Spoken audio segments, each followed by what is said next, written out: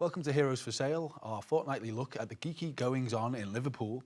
And this week we're going to see a video report from Merseyside Comic-Con, where we caught up with none other than Robert Llewellyn, Crichton of Red Dwarf.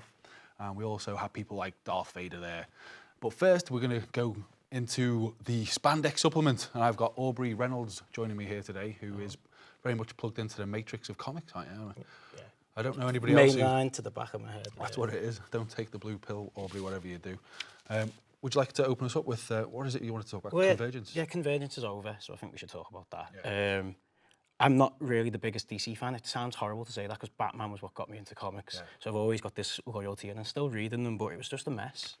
And it was billed, and again, it's how often do you fall for something. It's billed, it's going to change the world, it's going to be an event. Nothing's going to really change after it. Yeah. We've had trouble, haven't we, trying to find pro-DC people to even come on the show? Yeah, I think it is. I think like we're desperately trying to find someone who can have a current DC. You kind of stop as a point and everyone goes, oh, I'm still sticking with them, or I gave up at that point, but there's no one around. Like, the thing that came out of it was no one really understood what it was about. It took, like, you could read 4 issues and you still didn't really know what was going on. And it seemed to be a bit blink and you missed it as well. It's like, how long has it actually lasted for? A few weeks? Yeah, I think they did it weekly as opposed to monthly. So there was only, I think there was 8 issues, but it was like 2 months. But there was so many tie-ins, most of them not very good. But ultimately, it was just what it seems to have done could be massive because it seems to have reversed the first Crisis on Infinite Earths because they've sent people back to that point to stop that. So Flash and Supergirl might not have died. Which again is just a terrible idea because how many times are you going to retread that ground and those stories? Well, I suppose they're trying to go with where the success has been before, haven't they? Yeah, get back to what people, that nostalgia, that's where it read like all of the tie-ins were all the way back and it was like milking the nostalgia of these fans. Yeah, and the artwork was a little bit disappointing. Yeah, there was about 4 artists, I think, 5 artists on the last issue alone, so God knows how many actually worked on the 8.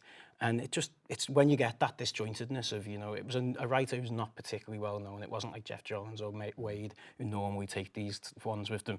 And then the art was all over the shop and the story was all over the place. Yeah. Well, I picked up the first issue of Swamp Thing. I know that was a letdown to see that. And, you know, the way they were trying to shoehorn some kind of like Constantine revival into it was bad.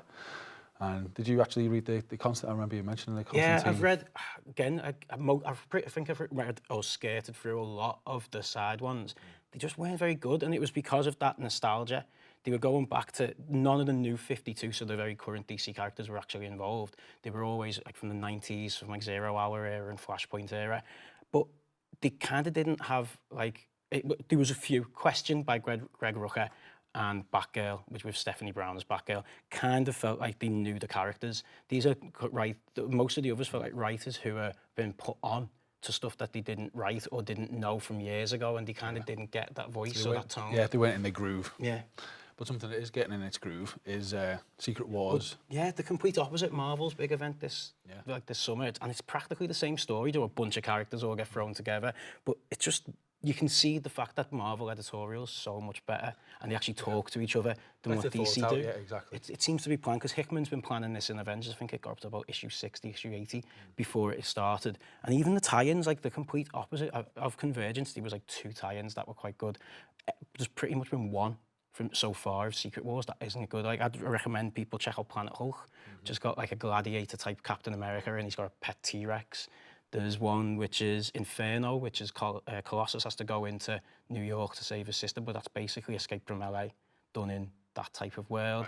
Of A-Force, which is an all-female Avengers team, which is really good and again ties into like the diversity thing that's happening at the moment. Yeah, that's right. They've played into that. And also Battle World, I've picked up a couple of issues of that. Yeah. Which is, it's Marvel's doing what it does well, which is self-referential comedy, taking the mickey out of itself a little bit. Yeah, again, if you're not reading comics or Marvel, you're not going to get it. But the fact that it's like Doom's now the god and he's created all these stitched together worlds and all these different people are the barons who run that world, and that's that world that references Old Man Logan, and that's that world that references the old Infinity Gauntlet. Again, if you're into comics, but also Convergence had that and just was an incoherent story, whereas this actually, it's entertaining, it's funny, it's, like you say, it's self-referential. Yeah, and Thor, they've got the Thor police, haven't they, kind of patrolling the world. Doom's police are the 4, and it's every person who's ever appeared as 4, and then a load of other people just fly around policing this entire world of Battle World, and the seedy underbellies, the Old Man Logan world, and it seems to be like the same idea but done by two completely different companies who actually think about what they're doing, compared to just chasing what the other one's doing, or just constantly going back to what last sold, or Death of Superman, or Nightfall. The MODOK story was pretty unusual, wasn't it?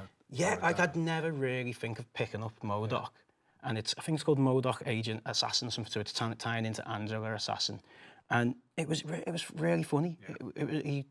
They really made that character of MODOK hilarious. And I don't think I've read them in a few tie-ins or something in the past, but never really. But that one really surprised me. And the other one, Masters of Kung Fu, of Shang-Chi, is a really good comic. It is, which is Garth Ennis?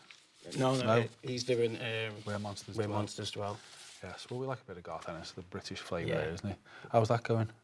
It's good. Yeah, it's okay. Like, it's funny because you can tell it's a passion piece for him. Got no mainstream Marvel characters anymore. It's a throwback, but it just feels like a really pulpy throwback to the comics that he obviously loves.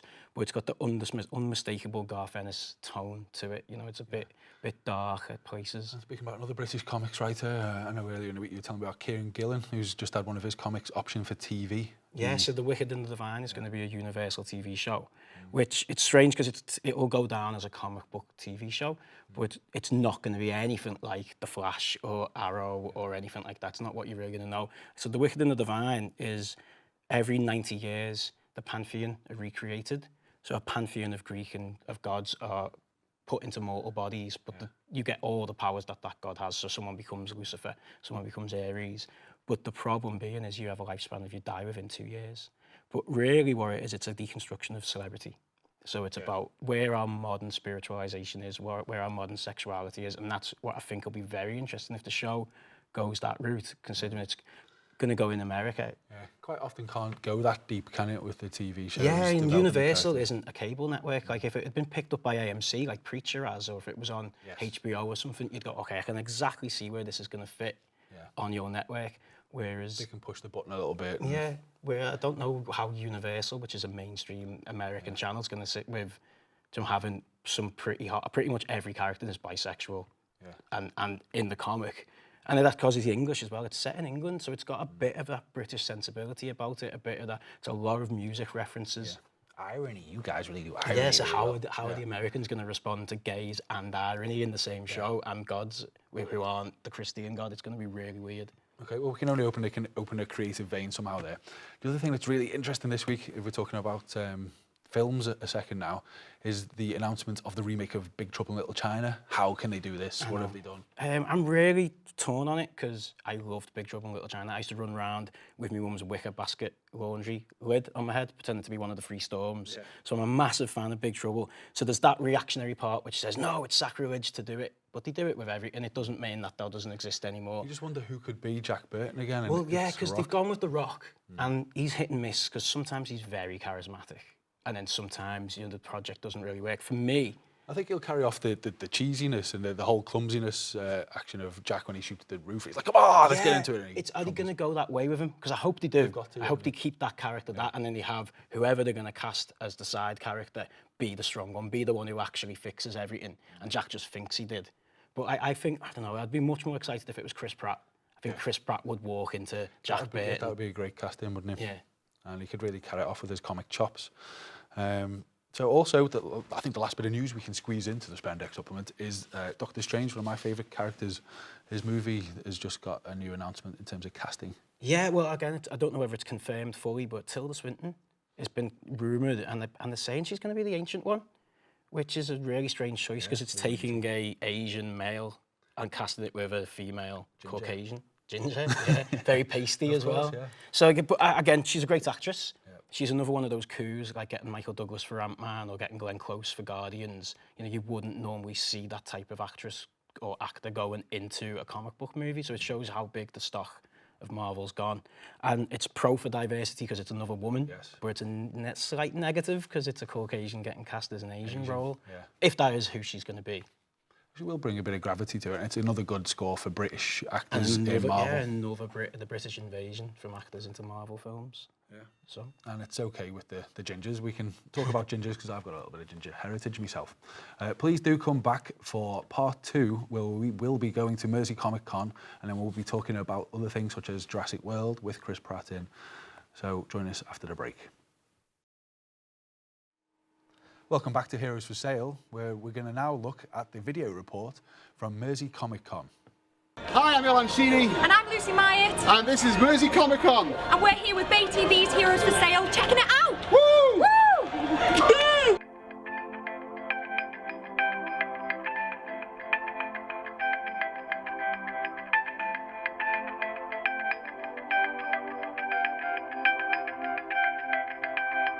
Well, Mr. Fett, it's an absolute pleasure to finally get to meet you. What are you doing here at the Comic-Con today? Today we're here with a group of us. We're collecting for Josh, or Super Josh as we call him. Super Josh. So yeah, we're here to entertain, have some pictures taken with people, and hopefully collect a bit of money. You look amazing. What are you dressed as? I am cosplaying as Luca Megarini from Deadpool. This was your first cosplay outfit? Yeah. Is this the first time you've ever cosplayed then? No, I think I have like 6 cosplays if I can remember, but this is my first one, so it's kind of special. Is this your first Liverpool convention? Yes. Are you excited about it? Very. This is the first time for Cody, but my other grandchildren, they come as well. Will you be coming to lots more? Me. This is your first time. Do you like it though? Oh, you're going to be like me. You're going to come to every single one, aren't you, dressed as a princess? Yeah. Cosplaying then, how long do you have to keep something in the wardrobe waiting before you get a chance to crack it out? This is the first time I've actually cosplayed. Really? Yeah. This is your first cosplay? First cosplay, yeah. No way, it's amazing, isn't it? I've been to like three other Comic-Cons, but this is my first cosplay. Oh wow, brilliant. You look unbelievable. So did you make this yourself? Yeah, it's all handmade. It's all bits of cardboard and milk bottle and. Well, that's just stuff not like fair. that at That's home. ridiculous. That's just too much talent for one person to have. It's all in the paint. It's all in the box. So how long did that take you to make? Probably about 2 months. It's getting on a bit now. 2 months? That'd take longer than 2 years for me to make. What are you both cosplaying as? I'm cosplaying Ace from Final Fantasy Type-Zero. Fantastic. I'm Junko from Danganronpa. So is this your first Liverpool convention for you both? Yeah. So how do you rate it? Are you happy that there's finally one in Liverpool, that you're being local? It feels weird. It's weird because we normally go up to London. There's demand for them everywhere. Yeah, I mean, people can meet because I didn't know that there was people like me in Liverpool, apart from him and 2 of my other friends. So there's like a sense of community. It's really nice to see Yeah. the like-minded people here. Yeah.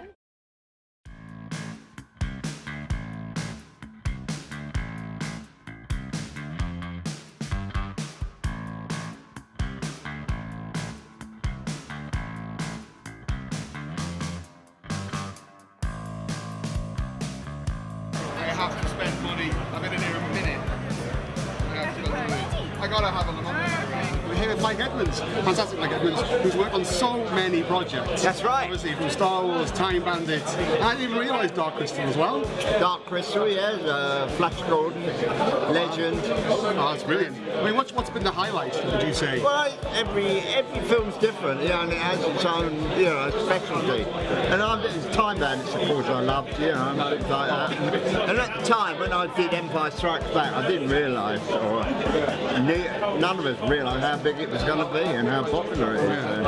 Also, like Return of the Jedi, also, you know, a big cult following, and you've seen it here today. How important do you find interacting with the fans?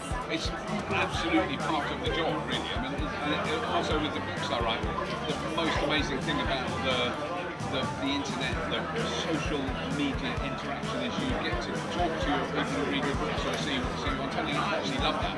I think some people go, oh no, I don't want them. But it's wonderful, you know, you get some first-hand reaction to them. It's really good. Yeah, so tell us more about Dead Town then. Yeah, well, Dead Town is it's a new zombie web series which is in production at the minute. And then what it is, it's a zombie comedy series based in Runcorn, of all places. You know, the apocalypse to start. It starts in Runcorn. Loads of gags, really sick grown-knuckle. Yeah, I gotta say, you're not really pulling your punches on some of these effects. No. Kind of, yeah, you're not shying away from stuff. Hands, sick zombie heads, really sick gags. With it being obviously a web-based series, we can sort of push the envelope, push the boundaries a bit more than what we could if it was mainstream TV. So how long have you been drawing for? Since I was 4. So your whole life, basically. I've got an original piece here. It's gone from that to this. I'm here with the Davros. This is amazing. Nice to meet you, finally. Great to meet you. And this is Liverpool Mersey Con. Yep. What did you think of the event so far? Well, it's been great. It's been lovely. I mean, vast numbers of people in, you know, lots of them dressed up, rather weirdly. There's a horse sort of wandering around over there. I mean, it's anything goes at a con. Yeah, absolutely. I mean, it's a great chance for people to get together, share their passion for, you know, for series, whatever genre it is, whether it's Doctor Who or Star Wars or Red Dwarf or whatever it may be. There's lots of opportunity to meet people who've been from the, you know, in the programme over the years and meet up with them, with their friends and so on. Okay, well, thank you very much for walking around with us today. Yeah, it was amazing. I had so much fun. It was great to be at a local convention, seeing local superstars there. Yeah, definitely. It's brilliant to see it kind of like in our hometown. So yeah, if you're watching this, get more of this stuff happening and let people know. Support your local comic conventions. Exactly. But now back to Bay TV, Heroes for Sale. Hello, I'm Robert Llewellyn and you're watching Heroes for Sale, which I've heard is awfully good. So that was Mersey Comic-Con, which looked like a very colourful event. And you were there, Lucy, weren't you? And how did it work out for you? It was so good. There was great guests, great cosplayers, great stalls. Overall, it was just really impressive. Yeah. For the first one they've done. Because it's quite an anticipated event, and in Liverpool we haven't really had much like that in the past. I think the major turnout was that everyone was happy that there was a local convention. You can tell that people turned up for it because they want it. Like, that was the general consensus. We want a local convention, and they provided it. Yeah, and of course one of your specialities is cosplay, and there was a big turnout for that, as I can see. I'm so upset I didn't cosplay, and I saw all these amazing cosplayers. I think that was the thing that shocked me the most, was the quality and the quantity of cosplayers there. And because I thought, I'm not dressing up, I'll be the only one, I'll look weird. And then there were loads, and it was awesome. So who would you go as next time if you're going to go as your cosplay? Too many. Poison Ivy's one of my favourites, but I have a vast wardrobe. Vast. And we can look forward to some guide to cosplaying in the future episodes. That's one thing we've been talking about, isn't it? Yeah, we want to go into a lot more detail with the cosplay world because it goes so hand in hand with conventions, comics, the geek world alike, and people want to see more of it. Growing and growing. Yeah, totally. Yeah. And this week we're also going to talk about a big film that's coming out, and we've got James with us, who can help us talk about Jurassic World. You've got you do the Jumpscare horror media productions, don't you? I do, yeah. So we focus mainly on horror films, but we try to go into all sorts of different types. But Jurassic Park got me into not just horror, but films in general. Yeah. What was it? Was it the theme tune? It's just so much, I think. It's not really that horrific, is it? Well, as the film Jurassic Park. As a 4-year-old child, it was. But no, like. We were talking about this on the podcast yesterday, and it was just the moment that when the banner falls down at the very end, the T-Rex roars, like that's the moment I fell in love with cinema. And I think for the next 10 years or so, I was walking around with my arms like that, annoying me mum. But no, like the new Jurassic World, I wasn't looking forward to it, mainly because of the debacle of Jurassic Park 3. But slowly and slowly, like the marketing for this film, I can't remember a film with this much marketing. It's everywhere, and slowly it's brought me round. It had its movie premiere in Paris about 2 days ago, and it's been getting really good reviews. You know, the best Jurassic Park sequel, and Lost World gets a pretty bad rap, but I like that as well. So if it managed to beat that, then I'm all for it. We've seen a lot of behind-the-scenes footage released, haven't we? Of course, the Guardians of the Galaxy. Chris Pratt, who we're quite fond of on the show, aren't we? I've fallen in love with him. There you go. I hated that he was in it. He's in everything. Everyone got too excited that he was there, so I went really anti-hype and went, I don't like you. Yeah. Then I've watched loads of behind-the-scenes stuff, and now I just want to run off with him. He just wins you over, doesn't he? I just want to have a pint with him. I think he'd be the funniest man in the world to hang out with for 10 minutes. Yeah, he's got a great sense of humour, and whether that fits to Jurassic Park. Yeah, but I wondered whether it was a misstep, because obviously he's kind of cemented his position in the comic universe with Guardians of the Galaxy, and you wonder about whether it's going to get a bad review, this film. But it looks like even the action bits I've seen in the trailer, is it going to live up to expectation? Oh, it's going to be awful. It's going to be an awful film. I just don't think they're ever going to live up to the first Jurassic Park. We're going to go and watch it. Everyone's going to go watch it. Everyone's going to love it, but it'll never be Jurassic Park 1, ever. And what are some of your favourite bits from Jurassic Park 1? That stick out in your mind? Is it just the car night with the T-Rex? That's the most infamous. Everyone remembers that one. Yeah. The toilet. That's it. Killing a lawyer. You're going to get everyone on your side when you kill a lawyer, aren't you? But You gotta go. that's Jeff Goldblum's face, just flat just out. Jeff Goldblum. Goldblum's face is enough to frighten me. I'm hoping that there's a little shrine to Jeff Goldblum somewhere in this film. I love him. But I disagree. I think it's going to be. I'm actually looking forward to it now. I've heard a lot about it, bringing back like the God complex, you know, like playing God and things like that. And that's why Jurassic Park is more than a B movie for all intents and purposes. You know, it is. Without the amazing special effects and the sort of intellectual side to it, it could have been a sci-fi film, but it's not. And if they can bring that back, I think that's what's going to make it more than just, you know, Jurassic Park 3 or a sci-fi channel film. I agree with you, but Chris Pratt plays the raptor whisperer in the trailer. How is that? That doesn't really work for me. No, it doesn't.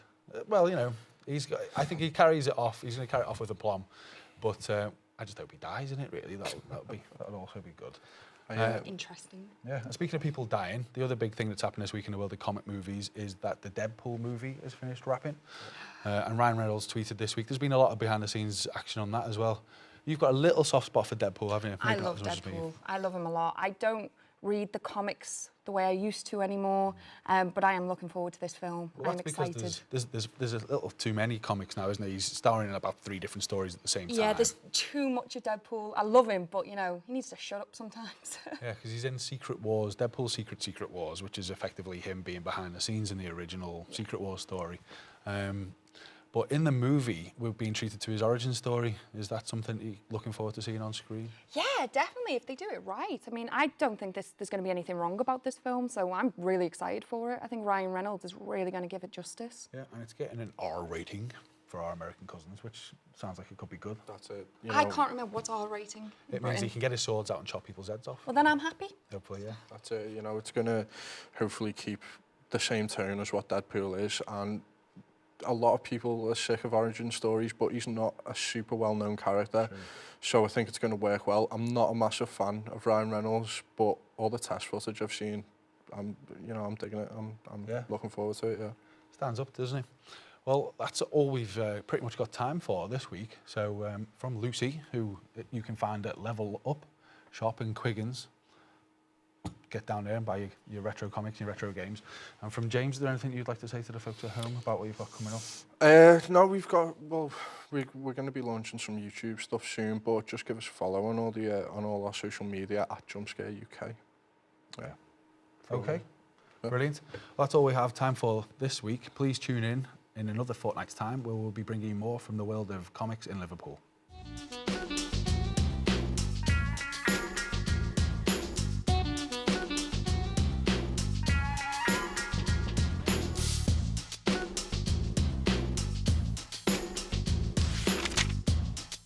Who shot ya?